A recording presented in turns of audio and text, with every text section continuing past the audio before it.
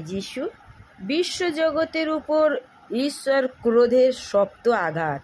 তারপর আমি শুনতে পেলাম মন্দির থেকে কার যেন উদাত্ত কণ্ঠস্বর স্বর্গদূতদের এই আদেশ দিল, তোমরা এবার যাও, পরমেশ্বরের মহা রোষে ভরা ওই 7টি পাত্রে যা আছে পৃথিবীর উপরে ঢেলে দাও। তাই প্রথম স্বর্গদূত তখন গিয়ে তার পাত্রে যা ছিল তা পৃথিবীর উপর ঢেলে দিলেন।